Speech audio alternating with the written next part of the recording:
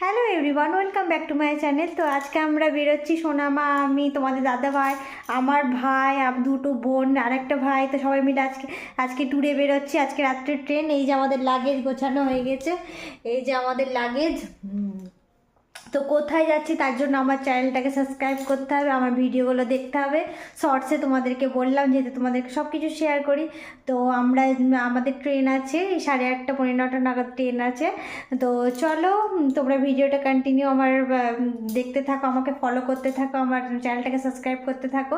আর আমার সোনা মা তো এখন ছাদে আছে শাশুড়ির কাছে, তাই ভাবলাম যে তোমাদেরকে মেসেজটা দিয়ে দিই।